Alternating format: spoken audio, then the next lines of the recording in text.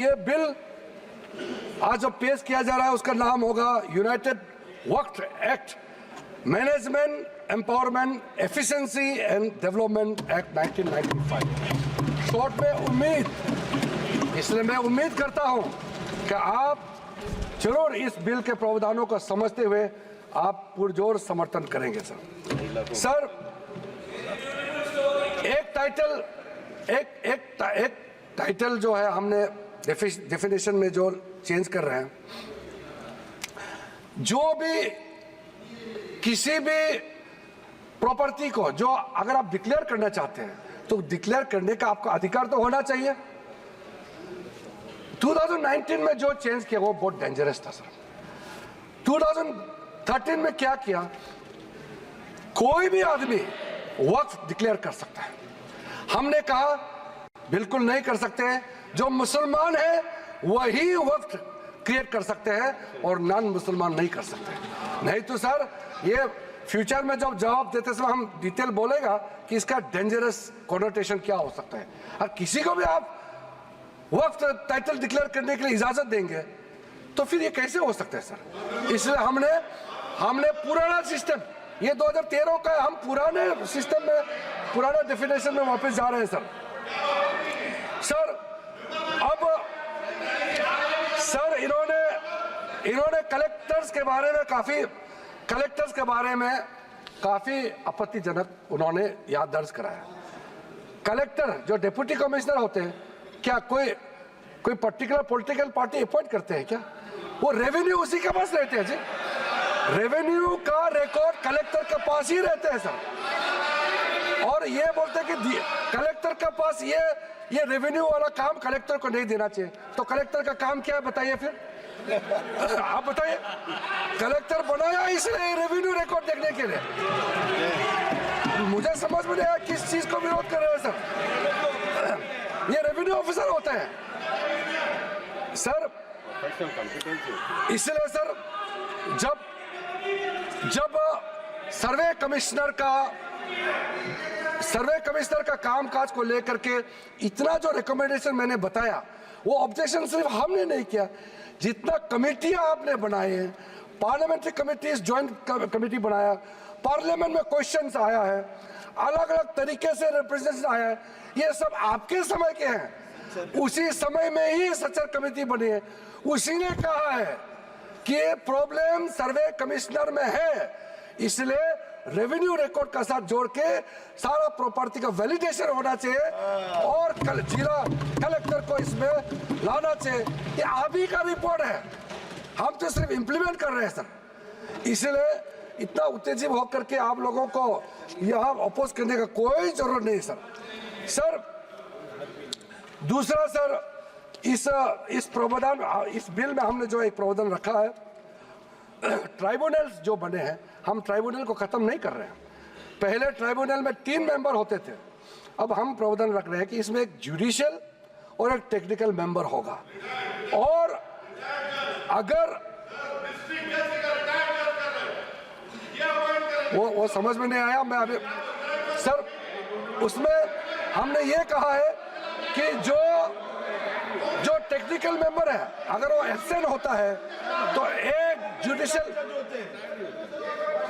Sir इनको मालूम नहीं है इस देश में जितना भी ट्राइब्यूनल बनाते हैं, कमीशन बनाते हैं, वो रिटायर्ड जज ही बनाया जाता है। जितना ट्राइब्यूनल में उसमें टेक्निकल मेंबर जो होते हैं वो अधिकारी को बनाया जाता है, लेकिन जो जुडिशियल मेंबर होता है वो रिटायर्ड जज ही होते हैं। इतना तो समझना चाहिए, 5 बार MP हो चुके हैं सर। हम लोग साथ आए लोकसभा में, इतना तो जानना चाहिए। हम लोग एक समय चुन के आए, एक समय हम लोग एक साथ में आए थे, अभी तो इसको ये मालूम नहीं सर।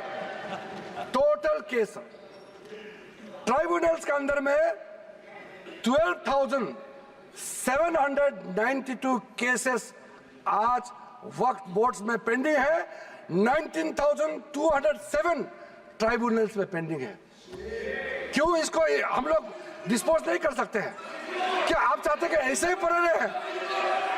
आप सोचिए सर। इसलिए सर सर टाइमलाइन हमारे लिए बहुत जरूरी है। न्याय मिलना चाहिए, लेकिन समय पे न्याय मिलना चाहिए। इसीलिए सर इस नए बिल में प्रावधान किया, मैं सदन में आपके माध्यम से रखना चाहता हूं। अब हमने टाइमलाइन सेट कर दिया है। फाइलिंग जो है, फाइलिंग जो भी होता है उसका अपील 90 डेज के अंदर में होना चाहिए और डिस्पोजल ऑफ द केसेस 6 महीने के अंदर होना चाहिए। अब ये बिल पास होने के बाद ये जो हजारों केसेस पेंडिंग है, इसका पूरा का पूरा साफ हो जाएगा, निवारण हो जाएगा, सेटलमेंट हो जाएगा। इसमें क्या दिक्कत है? जल्दी न्याय मिले तो ठीक है ना सर। दूसरा इंपॉर्टेंट, बस मैं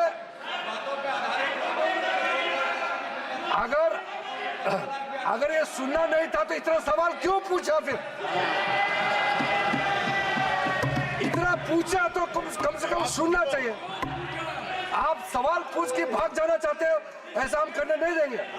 आप भाग जाने से भी हम बोलते रहेंगे, अपना बात इस सदन में पूरा रखेंगे हम। सर आज ये टेक्नोलॉजी का जमाना है।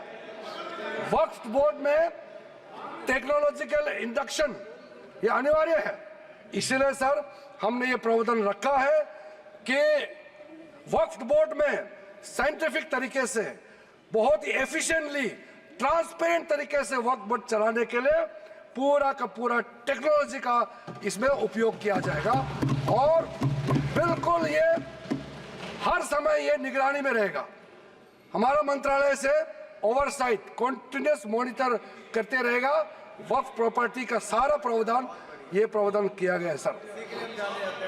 एक पोर्टल सर, सेंट्रल गवर्नमेंट का पोर्टल है, उसमें सारा अकाउंट्स का फॉर्मेट होगा और साथ साथ में जो मुतवाली से जिसका खिलाफ इतना कंप्लेंट करते हैं उसको अकाउंटेबल बनाया गया है कि गलत काम करेगा तो उसका खिलाफ कार्रवाई होगा सर। और सर मंत्रालय ने ये सारा पोर्टल को गति शक्ति इकोसिस्टम के साथ हम लोगों ने इंटीग्रेट करने का पॉलिसी प्रोसेस शुरू कर चुके हैं सर। सर एक बहुत महत्वपूर्ण जो मैं कहते हुए मुझे अच्छा लग रहा है, अब जो नया बोर्ड होगा सर, सेंट्रल वक्फ काउंसिल और स्टेट वक्फ बोर्ड होगा, इसमें महिलाओं का रिप्रेजेंटेशन अनिवार्य हो गया है।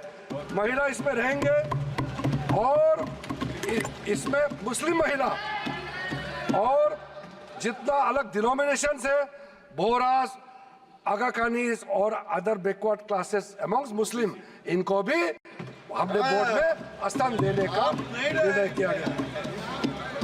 अब हम लोग सब यहाँ मेंबर ऑफ पार्लियामेंट है। हमारा कॉन्स्टिट्यूंसी में हर धर्म के लोग हैं। अभी ये दादा बोल रहे थे कि मेरा कॉन्स्टिट्यूंसी में मुसलमान है क्या? मेरे कॉन्स्टिट्यूंसी में बहुत मुसलमान वोटर है। सो गए इसको बताइए। ऐसे आप